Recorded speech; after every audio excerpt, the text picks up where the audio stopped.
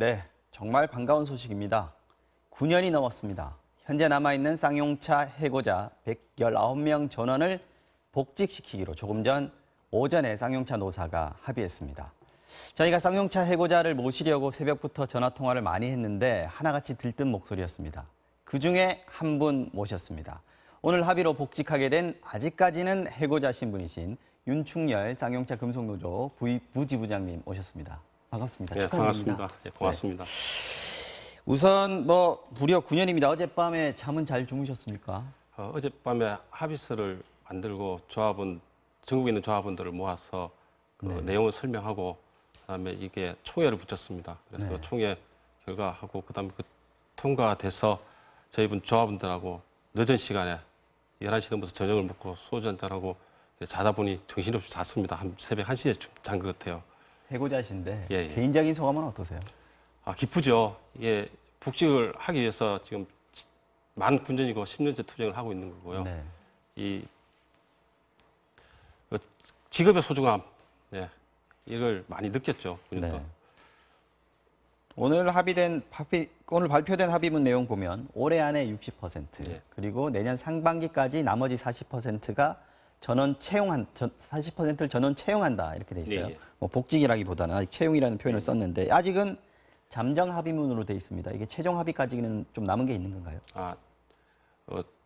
회사는 마인드라의 허락을 맡아야 되는 거고요. 그다음 저희는 조합은 총회를 해야 되는데 저희들은 어제 총회를 해서 원래 총회를 일요일 날 하기로 했는데 전국에 다 생계를 나가 있다 보니 한번 모으기가 쉽지가 않습니다. 그래서 이제 모여서 논의하다 보니 그럼 총회까지 하자.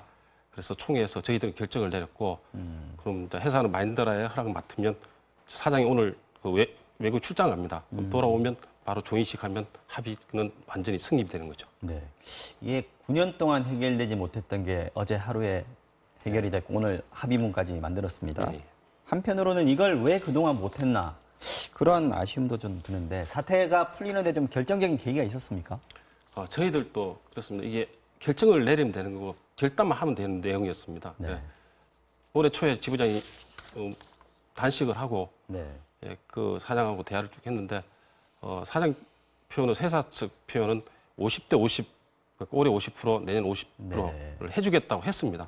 그거를 지부장이 그러면 문서화해 줄 수 있느냐? 그러니까 문서화를 못 한다는 내용이었습니다. 2015년처럼 그냥 구두로 약속할 테니 믿고 해달라, 책임지겠다.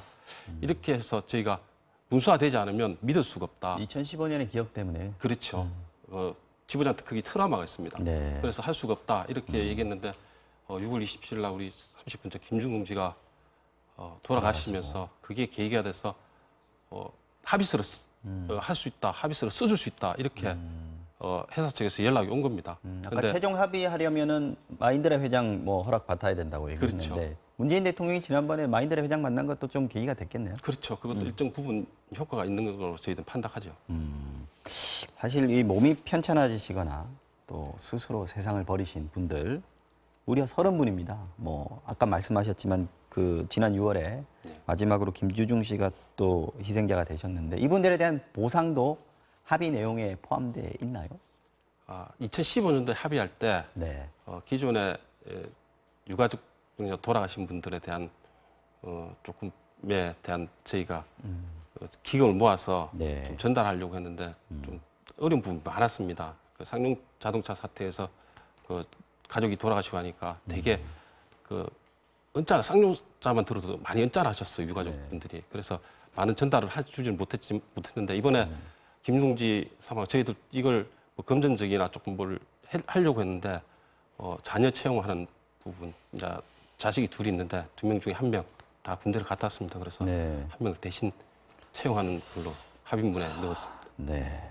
발이 9년이지 정말 그 긴 시간 동안 어떻게 지내셨을지 정말 상상도 할 수 없는데 어떻게들 지내셨습니다, 해고자들? 9년 사실 고통의 나날이었죠. 그다음에 직장을 구하려고 해도 직장을 구하기가 힘들고요. 사실 그럼 구할 수 있는 데가 주유소라든지 그다음에 외국인 노동자들이 주로 다니는 그런데 4대 보험 돼 있는데 대부분 다니지 못하고 그다음에 일용직 이런 데를 주로 다니고 생계를 나가는 데는 그렇게 다니고 그다음에 집사람이 다니고 저같이 투쟁을 하는 사람, 복직을 위해서 싸우는 사람들은 네. 그진 가족들이 다 책임을 지고 살았죠. 노조 지도부. 그렇죠. 네. 그다음에 뭐 무슨 유가족회 이런 데서 이제 애들 학자금 정도. 그다음에 또 네. 고마운 분들이 좀 많이 계셨어요. 우리 제 예를 들면은 우리 애가 학원을 다니는데 네. 그 학원 원장님이 학원비를 안 받는다든지 해고됐다는 걸 아시고 이렇게 상황 그런 게 사실 도움이 돼서 9년 10년을 버티고 사는 것이 그렇게 저희들한테는 많은 시민분들이 아름아름 밥도 사주시고 뭐 반찬도 해오시고 힘들기도 그런- 예, 했지만 사실 도와주는 분들이 있어서 그래서 여기까지 버텼- 오게 됐다. 그렇죠. 네, 그런 말씀이시군요. 자, 댓글 조작 얘기도 나왔고요. 쌍용차 파업에 대해서 정부가 나서서 이게 부정적인 여론을 조사한 정황도 발견이 됐어요, 사실. 그래서 아까도 잠깐 언급하셨지만 정상적인 회사에 취직하기 힘들었다. 이게 블랙리스트에 있는 거 아니냐 이런 얘기까지 나왔어요. 네. 그 부분이 더 힘드셨을 것 같아요. 그렇죠. 4대 보험이 다 적용이 돼 전산으로 지금 다 처리되지 않습니까? 그래서 4대 보험 적용된 회사를 들어가면 이 내용이 다 나오는 겁니다. 그래서 속여서 들어가면 어떻게 알아냈는지 나중에 그 나가라 그렇게 얘기를 한답니다. 저는 4대 보험도 했던 데서 원서도 못 넣어봤고 다니지도 못했습니다. 아유. 주유소 알바라든지 그런 데 다녔는데 예. 그 정도로 낙인이에요. 완전히 사회적인 낙인이 지켜보다 보니까 더 힘들고 더 고통스럽고 그랬 거죠. 이번에 또 최근에 쌍용차 사태 때 강경 진압할 당시에 이명박 대통령이 이거를 직접 승인했다. 이런 뉴스가 나왔습니다. 이거 보셨을 때 기분이 어떠셨습니까? 이게 확인이 된 거거든요. 정말 이런 거를 2012년도, 13년도에 국감에서 저희가 조현호 청장 불러놓고 질의를 했습니다. 그때도. 네. 그러니까 위에 청와대에 직보해서 했다. 당당히 얘기했거든요. 이게 근데 정부가 정말 나서서 구조적으로 정부가 나서서 진행한 거거든요. 그 당시 노동조합과 사측은 합의점을 찾아가고 있는 사이에 네. 정부가 나서서 공권력을 투입해서 해결을 해줄 수 있다. 그럼 어느 기업이 합의를 하려고 하겠습니까? 정부의 공권력에 믿고 하는 거죠. 그게 이번에 밝혀진 거고 밝혀진 게 일부라고 저희도 판단합니다. 더 조사하고 하면은 더 많은 게 밝혀지지 않을까. 그래서 국정조사를 계속 저희들 요구했고 예전에. 네. 예. 그 사실 밝히는 게 일부죠. 알겠습니다. 이번 합의로 그 회사 측하고는 뭐 집회라든지 농성이라든지 다 풀기로 했어요. 그런데 국가에 대한 그 피해 배상 이 부분은 아직 남아 있는 거죠? 이제 남아 있습니다. 그래서 합의를 하고 나니 그 대한민국 분향소를 뭐 오늘 철수할 거냐 대부분 기자님들이 그 말씀들을 많이 하시더라고요. 근데 저희가 세 가지를 요구했습니다. 김준 동지가 돌아가시기 전에는 해고자의 복직만 얘기를 했는데 네. 김준 동지가 국가폭력에서 돌아가신 게 밝혀졌기 때문에 첫째 정부의 사과, 그다음 명예회복, 두 번째 국가가 가지 손배 감료를 그런 걸 해결을 해라. 1번, 2번이 그게 우선이었습니다. 그다음 세 번째가 해고자의 복직이었습니다. 해고자의 복직 세 번째가 이제 해결된 거고 1번, 2번이 남아 있습니다. 그래서 저희들은 정부에 그걸 더 요구하고 해결해 달라고 계속 분연선 운영할 계획입니다. 네. 이 끝으로 빠르면 올해 일터로 돌아가시게 될 텐데 그 송합 뭐 일터로 돌아가시는 느낌 어떻습니까?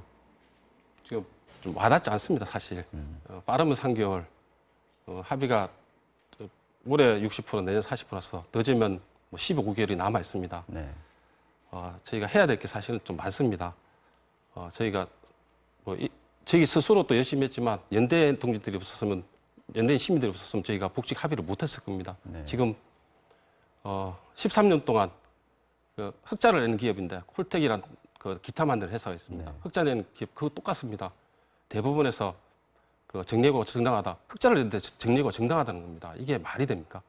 그 동지들 지금 투쟁하고 있습니다. 네. 그다음에 홍기탁 박준호 동지 지금 목동에서 75m 굴뚝에 올라가 있습니다.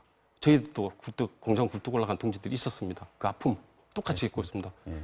그 동지들 땅에 내려오는 그 순간까지 저희들 같이 해야 되는 거고요. 네. 그게 지금 저희가 이후에 해야 될 복직하기 전까지 해야 될 일이고 복직을 제가 만약 하게 되면 일도 열심히 해야죠. 그다음에 이 사회적인 병폐 이런 거에 대해서 더 적극적으로 경험이 있으니 더 해야 되지 않느냐. 그래야지만 사회가 좀 변하고 좀 바르게 흘러가지 않느냐. 그게 촛불 정신이라 생각합니다. 그래서 네. 촛불로 된 정부가 이제 적폐를 자꾸 없애려고 하잖아요. 그럼 당하게 그다음에 노동이 존중되는 세상을 만든다고 대통령께서 얘기하시지 않습니까? 정말 노동이 존중되는 세상 조금 만들어줬으면 좋겠는데 그래서 지금 농사하고 있는 사업장들 조금 더 정부가 챙겨서 해결될 수 있도록 그다음에 콜떡콜떡 같이 흑자를 낸 게 어떻게 정리해고가 정당합니까? 그 법 개선도 하고 그런 투쟁을 좀 해줬으면 좋겠습니다. 알겠습니다. 돌아가는 기쁨 속에서도 여전히 남아서 고통받고 있는 다른 동지들에 대한 연대 또 의사를 표시해 주셨습니다. 어쨌든 그런 부분들도 앞으로 해결해야 될 것 같고요. 어쨌든 긴 고통, 긴 싸움 끝에 삶을 되찾은 분들께 다시 한번 축하와 응원을 보내겠습니다. 자, 부지부장님 출연해 주셔서 고맙습니다. 고맙습니다.